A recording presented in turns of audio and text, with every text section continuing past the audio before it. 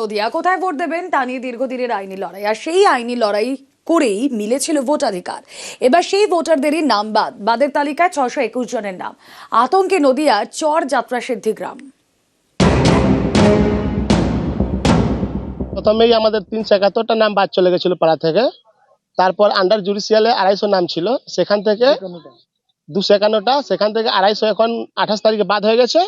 একজনের শুধু নাম উঠেছে। এখন মোটামুটি আমাদের পাড়ায় 621 জনের নাম পুরো টোটালি বাদ হয়ে গেছে। এখন গ্রামের লোক পুরো আতঙ্কে রয়েছে। 2009 সালে নদিয়ার ডিএম এসে দেখে সার্ভে করে বলে গেল যে হ্যাঁ এটা নদিয়ার মধ্যেই পড়ে।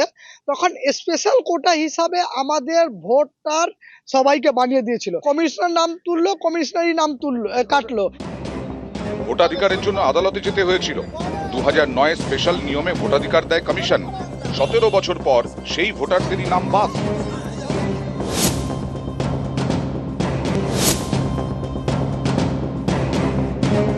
একদিকে হুগলি, আরেকদিকে নদিয়া, মাঝখান দিয়ে বয়ে গেছে ভাগীরথী। এই ভাগীরথীর পাড়ে চর যাত্রা সিদ্ধি গ্রাম, যা পড়ে নদিয়ার কল্যাণী বিধানসভা এলাকায়। 113 নম্বর বুথ। অভিযোগ, এই বুথের মোট ভোটার ছিলেন 1013 জন। প্রথম ভোটার তালিকায় বাদ পড়ে 371 জনের নাম। বিচারাধীন ছিলেন 251 জন। এর মধ্যে 250 জনেরই নাম বাদ। প্রথমেই আমাদের 371টা নাম বাদ চলে গেছিল পাড়া থেকে।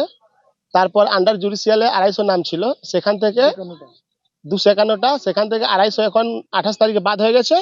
একজনের শুধু নাম উঠেছে। এখন মোটামুটি আমাদের পাড়ায় 621 জনের নাম পুরো টোটালি বাদ হয়ে গেছে। এখন গ্রামের লোক পুরো আতঙ্কে রয়েছে। সামনে বাংলার আবাস যোজনা ঘর পেয়েছে, ওরা ভাবছে কি দ্বিতীয় কিস্তির টাকা পাবো কি পাবো না, লক্ষ্মী ভাণ্ডার টাকা পাওয়া যাবে কি যাবে না। নদিয়ার চর যাত্রা সিদ্ধি হুগলি লাগোয়া গ্রাম। স্থানীয়দের দাবি, আগে তারা হুগলি জেলার ভোটার ছিলেন। 1984-তে ভোট দেওয়ার পরে জানানো হয় তারা নদিয়ার ভোটার, হুগলিতে আর ভোট দিতে পারবেন না। এরপর দুই জেলার প্রশাসনের কাছে গিয়ে সমাধান না মেলায় কলকাতা হাইকোর্টের দ্বারস্থ হন চর যাত্রা সিদ্ধি গ্রামের বাসিন্দারা। আইনি টানাপোড়েনের মাঝে বেশ কয়েক বছর ভোট দিতে পারেননি বলে অভিযোগ। 2009-এ নদিয়ার ভোটার তালিকায় নাম ওঠে। তো বাদ যায় 1100 ভোট। এখানে আমাদের 2009-তে হয়েছিল ভোট, স্পেশাল ভাবে হয়েছিল। আর তাও মানে হয়েছিল নদিয়া ডিএম, হুগলি ডিএম দুজনাই এসেছিলেন আমাদের স্কুলে চরযাত্রা সিদ্ধি গ্রামে। দেবাশিস সেন ভোটার কমিশনার ছিলেন 2009-তে পশ্চিমবাংলার। দেবাশিস সেন তখন বলেছিলেন নদিয়া ডিএমকে যে আপনি নেবেন না হুগলি নেবেন এই পাড়াটাকে। হুগলি নাকার করে দিল যে না আমি নেব না। তো নদিয়া ডিএম বললো যে আমি নেব। তো নদিয়া থেকে ভোটারটা তখন হয়। অনেক লড়াই করে পাওয়া ভোটাধিকার, কিন্তু এবার সেই ভোটারদের নামই তালিকা থেকে বাদ।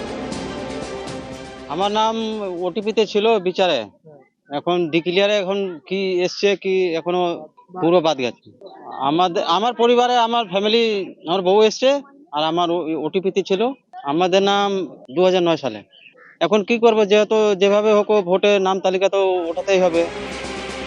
নদিয়া থেকে রঞ্জিত সরকার, নিউজ 18 বাংলা।